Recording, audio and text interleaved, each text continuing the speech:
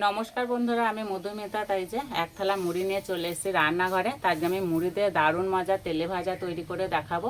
তা আমরা তো বিভিন্ন রকম তেলে ভাজা দিয়ে মুড়ির সঙ্গে মেখে খেয়ে থাকি।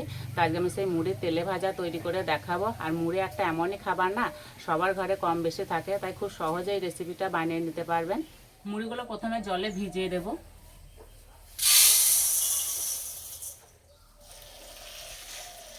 বেশিক্ষণ ভেজাবে না, 2 থেকে 4 মিনিট ভেজালেই হবে। বেশি ভিজে গেলে না তাহলে তেলে ভাজাটা খেতে ভালো লাগবে না। আর এই যে আমার সঙ্গে আছে অরিত্র। অরিত্র স্কুলে গরমে ছুটি পড়ে গেছে। অরিত্র খুব আনন্দ হচ্ছে।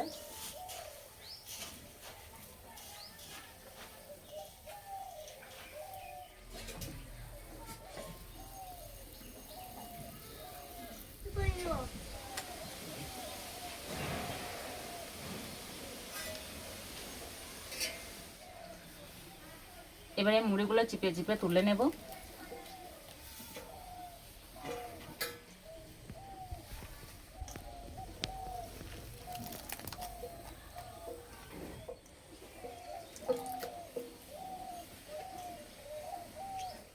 এবারে মুড়ির মধ্যে দেবো কোচানো পেঁয়াজ, কোচানো কাঁচা লঙ্কা, কোচানো আদা।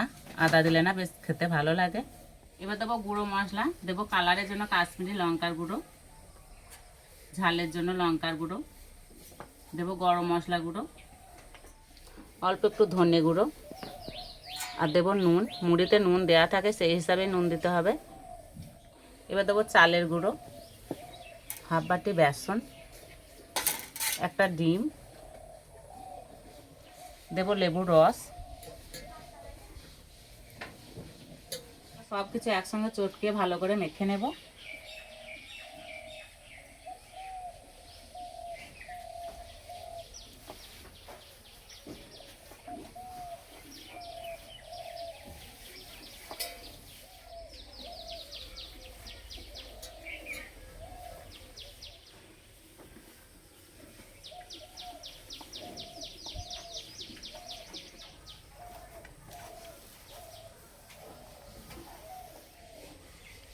একটু সময় ধরে ভালো করে মেখে নিতে হবে।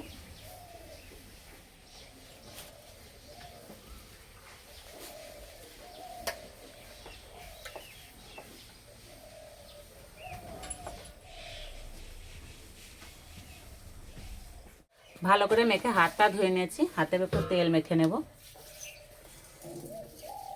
এবারে তেলে ভাজাগুলো বানিয়ে নেব।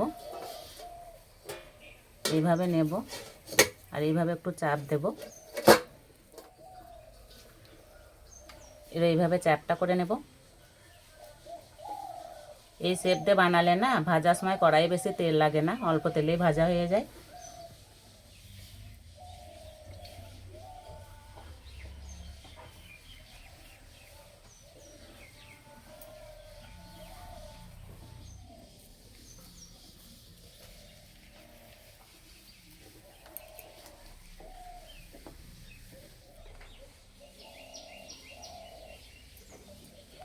এইভাবে বানাতে একদমই সময় লাগে না।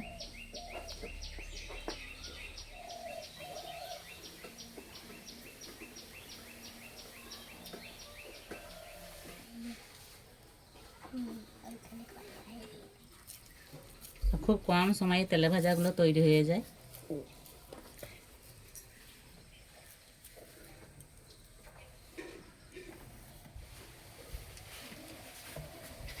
ভাজার জন্য কড়াইয়ে তেল দেব।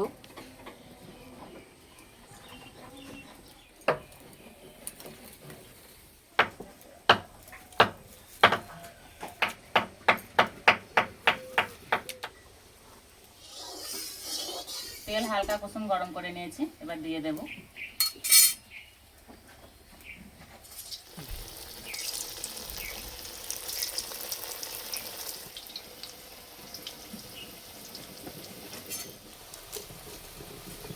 ভাজার সময় খুব একটা বেশি জোরে জাল দেবো না, আস্তে আস্তে জাল দেবো, ভেজে নেব।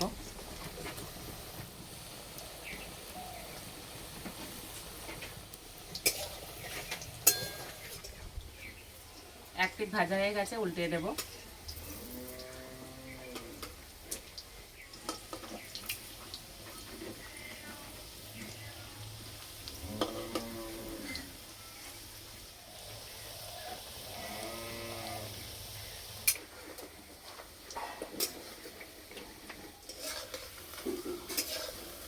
যে ভাজা হচ্ছে কি সুন্দর একটা গন্ধ বেরোচ্ছে।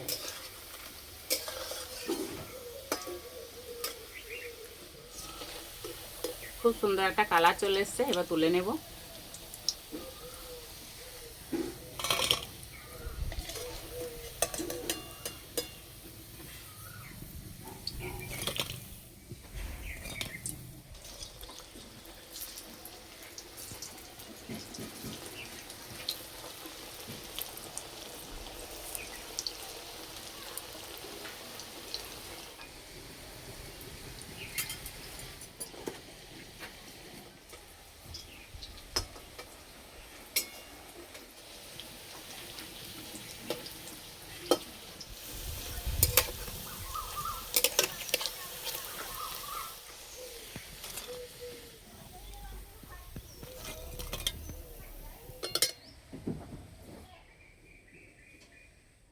দেখতে কত সুন্দর লাগছে, আর এই যে একদম মুচমুচে হয়েছে।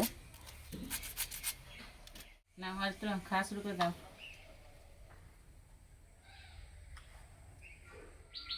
সসের সঙ্গে খেতে দারুণ লাগে।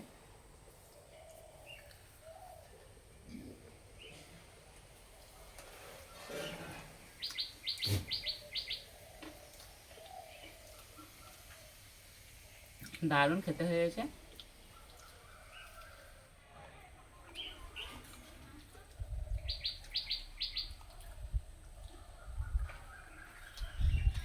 একটা দুটো খেলে মন ভরবে না, খেতে এতটাই ভালো হয়েছে।